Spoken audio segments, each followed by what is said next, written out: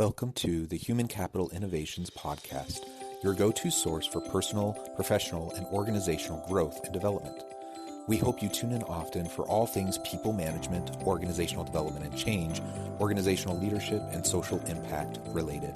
Maximize your personal and organizational potential with Human Capital Innovations Podcast.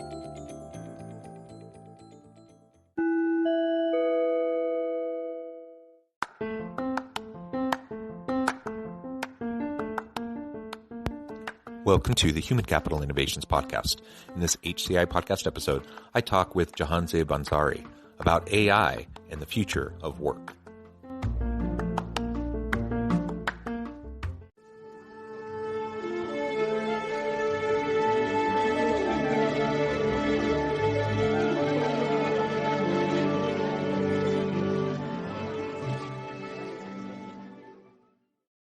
Jahanzaib Ansari, welcome to the Human Capital Innovations Podcast.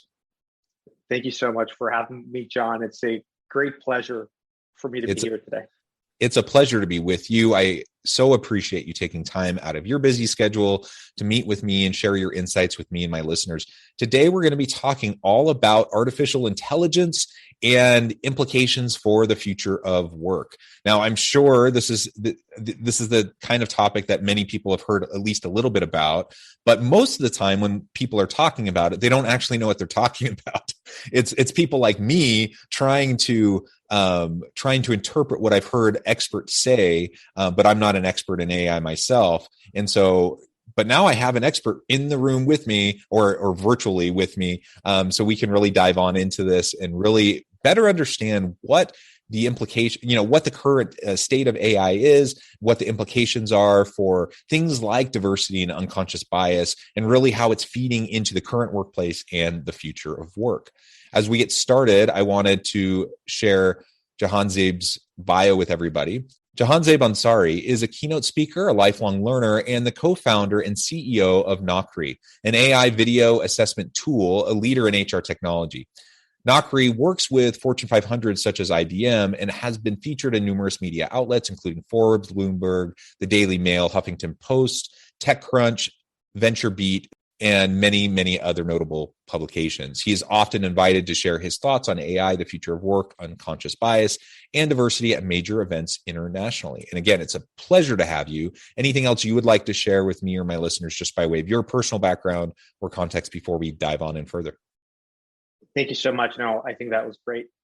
Okay, well, tell us a little bit to start then about Naukri and why you started the firm, what you're really trying to accomplish there, and how that feeds into the broader discussion that we're going to have today about AI and the future of work. Absolutely. So one of the catalysts to actually getting started was I was applying to jobs, and you all see and you all heard that my name is Jahanzaib Ansari. It's a long ethnic name, and so I wouldn't hear back from a lot of employers. And so one of my co-founders, Maz, suggested that I anglicize it. And I went from a variation of Jason, Jordan, Jacob, and literally in 4 to 6 weeks, I got a job. And with that experience, we just felt like there's so many people that are being overlooked and that there has to be a better solution. So that's the time, John, where I came together with my co-founder, Maz, and a childhood friend, Faisal Ahmed, who's a machine learning scientist. And we came together as a team and we brought on an industrial organizational psychologist to essentially build Naukri, which is an AI-powered behavioral video assessment tool that reduces bias and shortlists the best candidates to interview. Our technology is currently being utilized by companies such as IBM, the Department of Defense in Canada, and several more companies, primarily in the financial and technology sector. Yeah, that's super interesting. And I just, all I can say is I'm sorry that that's been your experience. And unfortunately, it's not unique to you. Many people of different nationalities, of different ethnic and minority groups have been marginalized in that way and not given a fair shake. And it, you know, in some cases it may be explicit types of prejudices and biases, but most of the time it's probably just the implicit biases that people have that they're not even fully aware of, but they inform their decision making, especially when you're talking about a recruiter who's going through resumes and things so quickly. And it can be the smallest little thing that will cause them to either look at someone or not look at someone. And it's unfortunate that so often, and there's been lots of research on this, so often an individual's name will be the reason why someone doesn't get looked at. You have some, you know, the exact same resume, one with, you know, that looks like a name of a white guy like me versus someone who's not a white guy. And then all of a sudden who gets the interview. And that's an unfortunate state of affairs. And so that's one of the great things about implicit bias training and other mechanisms that are being put in place in organizations to try to get those systematized, institutionalized elements out of the process so everyone truly has a fair opportunity, and we can really hire the best people, the best talent. And it's one of the great things about machine learning and artificial intelligence that you can remove these biases. Now, I say that with a caveat, though, that one of the big critiques of AI in, for example, the selection process for employees is you have to train the AI, you have to teach the AI, and if you have biases that go into the learning the learning process on the beginning stage, then it's just going to spit out more biased decisions. So, how do you go about trying to deal with that issue with your platform? That's it. And thank you for that question.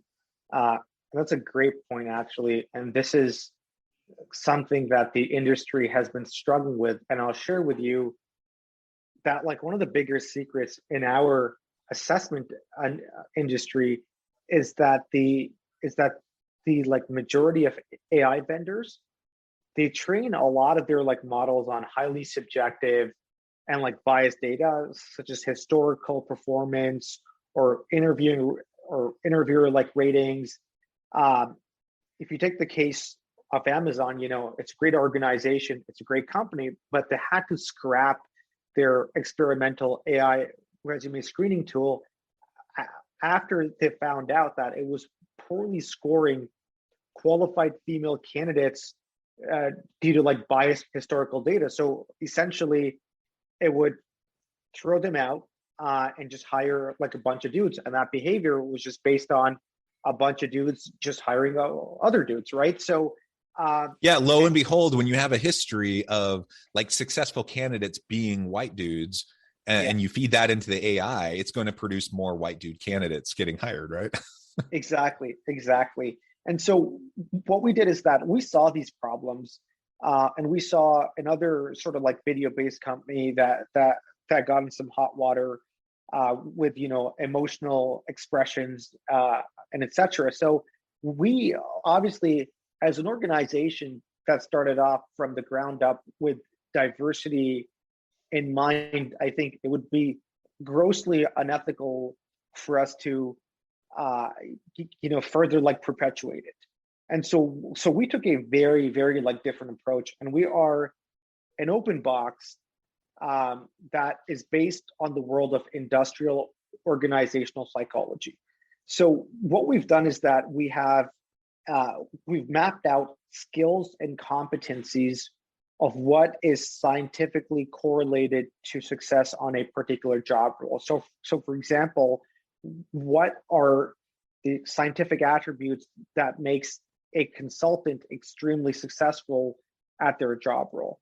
And essentially, like, what we're doing is we have taken that like data, and our technology just reads the interview transcript. So just the audio interview transcript of the response of a candidate, and essentially picks up on like work behaviors that are essentially correlated to success on a particular job role.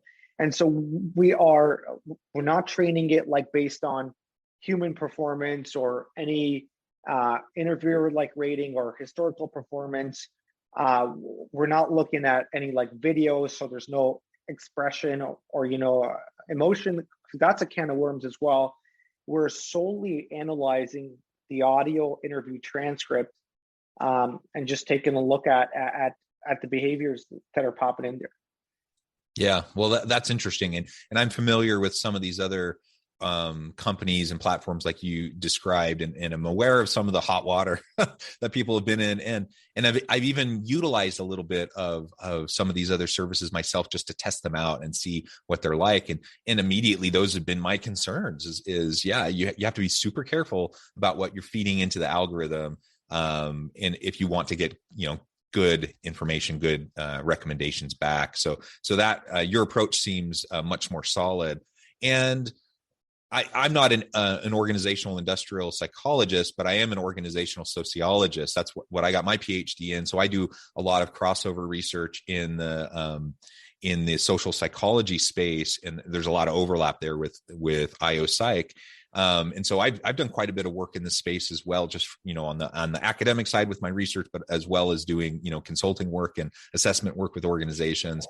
And this is a big deal because organizations spend so much time and money trying to attract really great people. And we know right now, for example, we're in the midst of the great resignation, and it's hard to get good people. So we do everything we can to get a good pool together. Hopefully we have a really strong, robust pool, but that's a challenge in and of itself right now.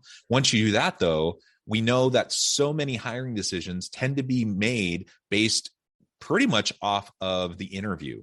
And interviewing is the worst indicator of someone's ability to actually, be successful in the job. There's a lot of research on this. And so we have to be able to find ways to get past simply interviewing as the indication. And one of the reasons, the main reason really why interviewing is such a bad indicator is because there's so much subjectivity when a human being like myself is sitting there interviewing people, and whether I know it or not, or like it or not, whether it's my intention or not, my implicit biases are informing every single thing that I take away from that interview. So everything goes through my filters of bias, right?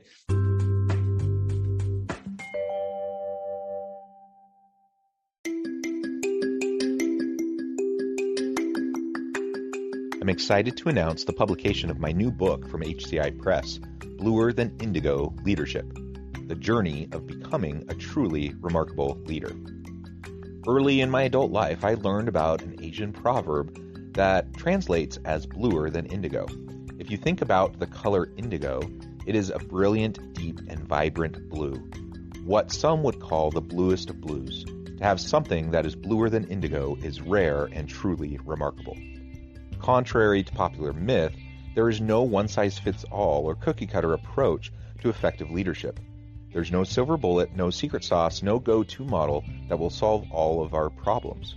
The truth is, great leaders have all had their unique strengths and flaws, and have all had to discover and then pave their own distinctive path in their life's journey to fulfill their leadership potential.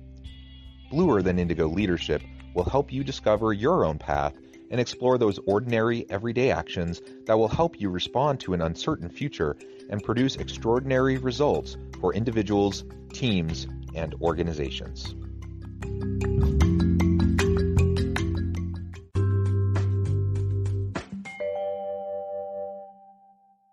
And there's the age-old thing people talk about, as soon as you walk in the room to be interviewed, within the first 10 seconds they made a decision.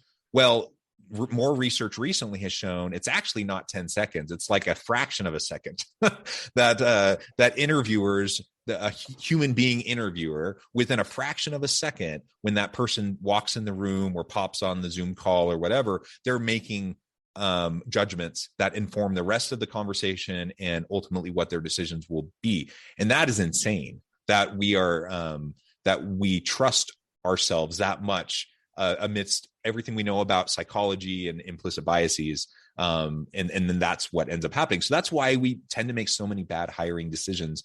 When you build in objectivity into a relatively subjective process, it can take away those implicit biases, and now you have the opportunity to really compare apples to apples and to see how people stack up against each other and choose the best candidate. That's what organizations need. That's what they want. And that's what applicants need and want. And so it's good for employee experience and applicant experience. It's good for organizations. It's really good for everybody. Absolutely.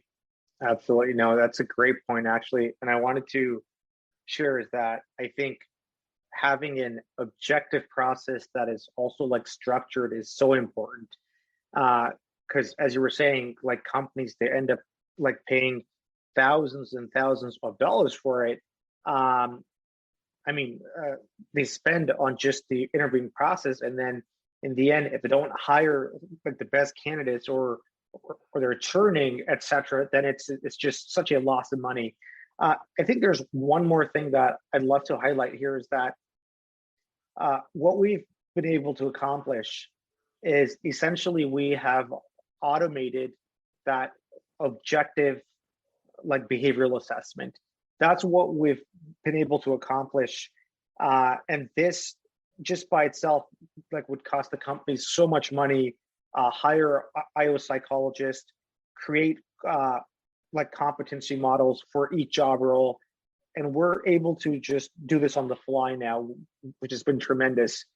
The other one thing that we also discovered is there is like one type of assessment actually in particular that leads to further biases in the hiring process, which we or the industry doesn't talk about as much. So a cognitive-based assessment actually has shown scientifically to disadvantage the African American and the Latinx community, and it's just simply like because of the fact that of the way that these assessments are like conducted, they don't match with somebody's socioeconomic status of how they were growing up and those like relevant experiences and those questions. And so that's the other piece that we are, a lot of our customers like that we work with, we shed light on this and show them the data on this as well. Yeah, and that's a really good point. There's a huge amount of research on this with things like standardized testing in schools or for placement exams for colleges and universities. And many organizations have fallen into the trap of these types of cognitive assessments, even for job placement purposes. And there's lots of court cases that if you want to go down a rabbit hole, go search and look at a lot of these court cases that have come about because of some of these types of assessments. So you definitely have to be very careful as you're going about the assessment process to make sure that you're not unintentionally negatively discriminating against certain populations of people. And again, it has nothing to do with intention. It just, if that's the way the instrument is written in such a way that it privileges certain socialization in background rather than someone's actual understanding or ability, then you have a problem, right? And that's what we've seen in a lot of these types of assessments that you so well described. So at Nakri, you're doing some great stuff. Let's zoom out a little bit in our final several minutes together and talk a little bit more broadly about implications you see for AI, where it's at now, where you see it's going, and what it's going to mean for the future of work. Yeah, so I think from like a couple of years ago, I would say that we were probably at a stage where organizations were extremely fearful about AI technology. And they went through a transformation of educating themselves, and now they're embracing it. However, even as they're embracing it, I think there are like a few dangers in the sense, as we talked about, you can like build in like biases into the algorithms, into a lot of the technologies. And so what we're seeing in our industry and like several more is that like regulation has been coming in. So in New York, there's actually a AI hiring regulation that has just come in, and we expect to see this and some form of an ISO standard that is going to be created for technology like this to make sure that it's a fair and just process. Because obviously we know the benefits. There are immense benefits. It's just like fire. You can either cook food with it and like serve the entire hungry world, or you could burn a house down. And we just want to make sure that it's checked in all the right places. Yeah, excellent. And do you see, if we fast forward 5 to 10 years from now, any predictions on how you think AI is going to be utilized within the average organization versus how it's utilized now? I think a lot of like functions are going to become like very efficient, and a lot of the tedious and repetitive tasks are going to be taken over. Do I believe that humans are going to be eliminated from all jobs? Absolutely not. I think it's essentially allowing us as humans to like focus on the more important tasks that like require that person-to-person interaction. Some jobs like might be taken away. However, 10 others are being created at that same pace now. So I'm pretty excited by it, and I think as organizations like start to embrace it, they're going to see all the cost savings there as well, and efficiencies, obviously. There's been big reports that have come out about displaced workers and predictions for the next 10, 20, 30, 50 years and what AI and machine learning is going to do for the nature of work. And I think people tend to hone in and focus in on the wrong thing. So will there be certain jobs, certain tasks, even professions that exist today that in 20, 30 years will either be dramatically altered or will cease to exist? I think that's true. Because just like we've always seen during various stages of the Industrial Revolution and automation, like anytime you can figure out how to do something more efficiently and effectively, you're going to do that. And then all of a sudden it displaces certain tasks that people used to do. So that's going to happen for sure. But to your point, what people fail, they focus in on that because that's the kind of the doomsday. Oh, the machines are going to take over. What they fail to acknowledge is that for every one task that now a machine can do, or the computer can do, or software can do, or an algorithm can do, usually it's going to create more opportunity, more jobs that are more aligned with people's values and what motivates them. So that like you said, I'm spending less time doing tedious, mind-numbing, repetitive work. I'm spending much more time doing things that are fulfilling and meaningful and motivating and interesting. And ultimately, that's going to help everybody. That's going to help organizations. It's going to help us as human beings. It's going to help societies if we can do it in a way like you referred to earlier, where we take the benefits of things like AI and machine learning, and we can do it in a way that's responsible. And so we're not building in, and perpetuating biases and prejudices and those sorts of things. So it's going to be an interesting time for sure as we move into the future. Nobody knows the future, of course.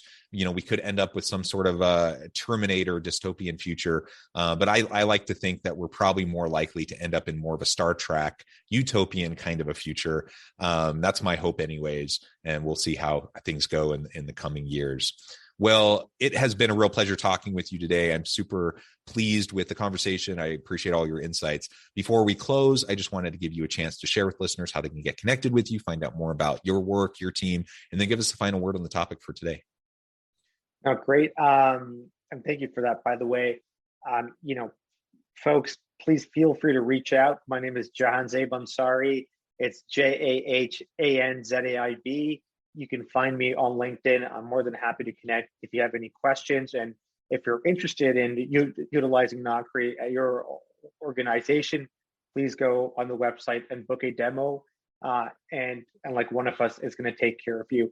And yeah, I'm just excited about the future. And, we'll see where AI takes us. And I think the next one place is the magical area of the entire like metaverse, which Facebook is creating. So we might be applying for jobs over virtual like reality somewhere, and we'll see how that turns out. Yeah, wonderful.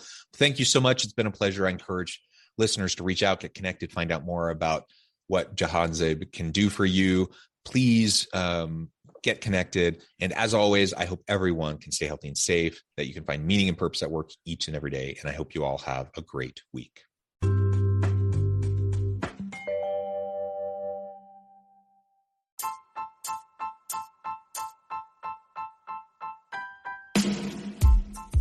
The alchemy of truly remarkable leadership. Ordinary, everyday actions that produce extraordinary results. Consider how the nature of work has shifted over the past 50 years. With increased globalization, rapid technological advancement, and the shift in economic composition, the average job of today looks very different than the average job of 50 years ago. What will the jobs and organizations of tomorrow look like? Moreover, what does this all mean for organizational leaders? What are the core competencies and capabilities of organizations and their leadership that are prepared for continued disruption and geopolitical and socioeconomic shifts?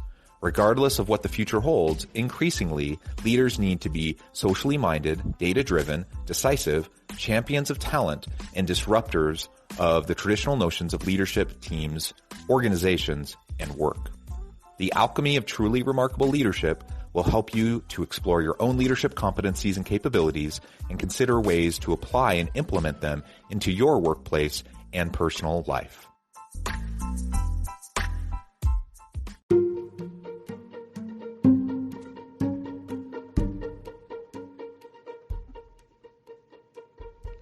Check out Human Capital Innovations magazine, Human Capital Leadership.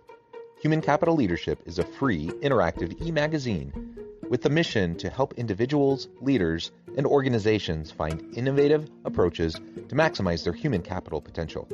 We publish issues quarterly in August, November, February, and May. Take a look at the latest issue and let us know what you think.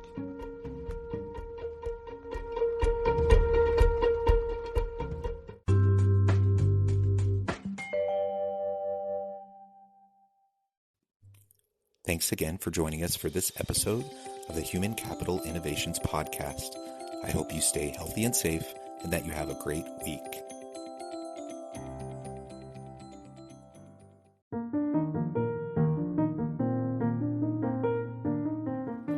Check out our new weekly LinkedIn newsletter, Alchemizing Human Capital, exploring industry trends via original research and interviews with executives and thought leaders from across the globe. We look forward to having you join us.